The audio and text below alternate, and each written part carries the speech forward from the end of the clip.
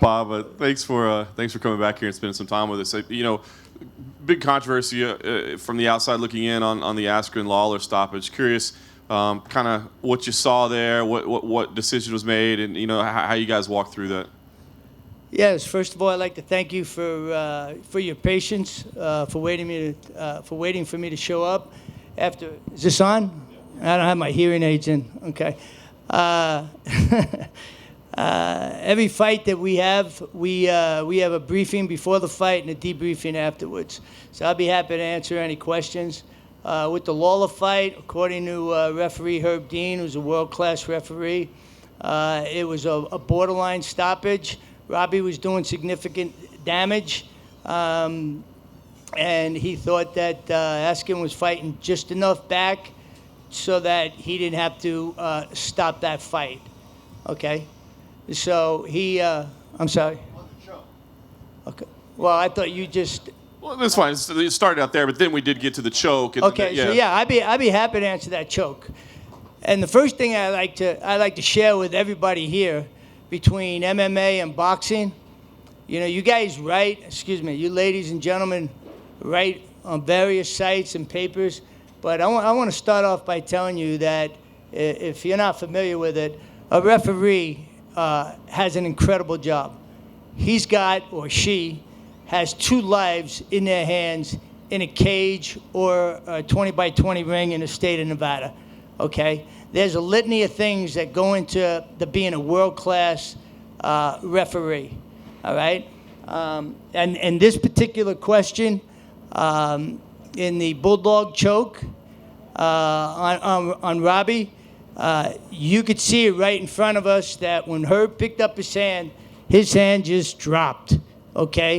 It just dropped, which would be indicative of him being out, okay? And then he went ahead and grabbed his hand again, and it came up a little, and it moved ever so slightly, okay? There was no doubt in our mind that he was out. Whether, you can argue if you've ever been choked out, if you've ever been knocked out. There's times when you've been choked or knocked out, and there's times where you say, hey, man, what the hell happened? I mean, and I'm saying that I'm not a was never a professional fighter, but I've had it happen to me because somebody asked me that tonight, and I thought it was kind of freaking inappropriate, but I'll bring that to the table right now. So with the Nevada State Athletic Commission, our number 1 priority is the health and safety of the fighter. In our pre-brief fights, I specifically instruct the referees to make sure we stop the fight 1 punch or 1 kick sooner than later. Okay? In the interest of the health and safety of the fighter, Robbie's a phenomenal warrior. He's been in the business for quite some time. He was clearly out. If you were sitting where we were, which you were on the opposite side of where we were, and anybody that follows boxing knows that sometimes that can be critical in making a decision. And Herb decided to pull the plug and say he was, he was submitted. Now, Robbie, you may say, well, Robbie jumped right up and said, I won't repeat what he said, hey, what the fuck, man, I was good, or words to that effect. And then he and Herb had a conversation. And then kudos to Robbie because he was the consummate professional and talked with Herb afterwards, came to whatever understanding they did, and congratulated the opponent. And that was the end of the fight. And I can tell you right now, as the executive director and on behalf of the commission, none of us had a problem with that. Bob, I guess the only other question I had in terms of that is that a situation where instant replay could have been used, or did you go to the replay at all? I mean, is that something where, because as you said, we were on the other side and couldn't really see, could video evidence have helped a little bit to make sure the situation was right? That's excuse me, that's a great question. In that particular instance, no, we didn't need instant replay. Herb didn't ask for it, nor did I think we needed it because it was like right in front of me. And when you take a look at his arm, it was it was like a no-brainer from where we sat. Now, I'm not a ringside physician. I don't have any medical background. Could he have come back shortly after and oxygen got back to the brain? He was out, and then all of a sudden it came back? Sure. But when you see that arm just drop, hey, man, it's just not worth it. It's not worth it for us, for the fighter. And instead of saying we're customer service oriented, we're fighter service oriented. And, our actions speak for our words. We obviously wish Robbie continued success. And, it was an unfortunate situation because he was tuning up Ben pretty well. Well, in my opinion, pretty well. Right. He got lucky. Well, we'll see. You ask for bigger and better opponents. I'm sure they'll get it. And we wish you continued success, too. And I take nothing away from you now that you're sitting over there. I better be careful. No. Bottom line is what I said is really what I said. And, now that he's here, I'll give him kudos because he really did weather the storm. And I'll tell you right now, all of you, this is exactly what we speak about in our debriefings. We're very fortunate here in Las Vegas because all the officials stay here. We fly them in. They don't have to drive 2 hours after the event. And we stay here and we go over what we did right and what we could have done better. And that's been a standard practice here for almost 5 years that I've been the executive director. I'm welcome to take any other questions or concerns.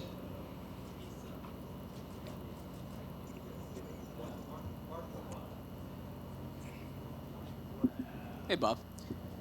Right in front. Sorry. Told you, I'm my hearing aid. Been around too much gunfire in my life, so be careful. Now, go ahead, Mark. I just want to get a clarification on the replay rule in Nevada. Now, correct me if I'm wrong. Replay can be used during the course of the fight, and the fight can still continue. I know in a lot of other jurisdictions that if you're going to go to replay, the fight has to end after that. That's it. Correct? That is correct. Our regs have recently been approved so that we can use instant replay in more than the one opportunity that we have to use it right now. We will be putting a list together, that would be in favor of the fighters of when we want to utilize instant replay so that if fighter A really damages fighter B, we don't give fighter B too much of a time to recuperate when we take a look at the replay.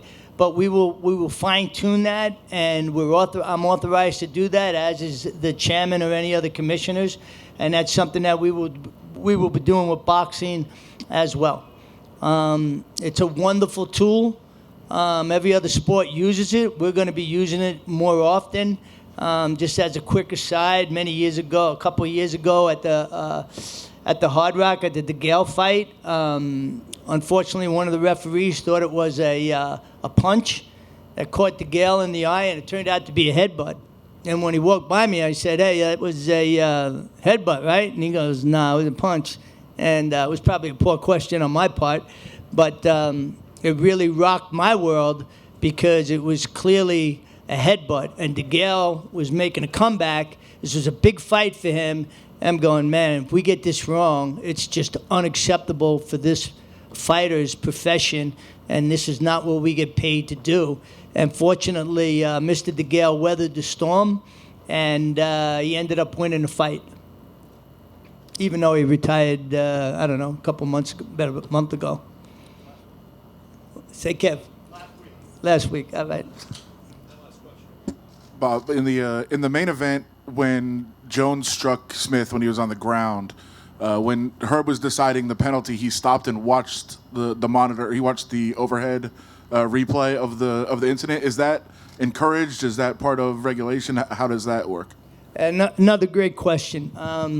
Based on the fact that our regs were just recently approved to utilize instant replay, and we don't have a standard operational procedure for them, I spoke with the referees about it prior to the fight, and I said, hey, you got something that comes up, you're not sure if it was a headbutt, a kick, a knee for a grounded opponent, let me know and we'll go to the instant replay. So in that particular case, I had already been speaking to the people in the truck so that we could make sure we got it right back, and got the information I requested right away for the referee, and that's why it was implemented tonight. It might have been somewhat awkward, But when all is said and done, as far as we're concerned, it's in the best interest of the fighter, and that's why we're here. I hope that answered your question, Adam. So, Bob, right here. Thank you. How you doing, Bob? All right, Lance. Hey. Can you explain exactly what happened? So it has to be an intentional thing for the fight to have stopped and be ruled a DQ, or what exactly was the ruling based on with the 2 points? Okay, Herb, make a long story short, because there's other things I could speak about, but, Herb thought that was an intentional foul. He believed that, Mr. Jones had several techniques that were borderline. They weren't any fouls, but, he was throwing some kicks and some knees that were, very close. And when that knee hit him in the head, Herb thought it was intentional, called it intentional.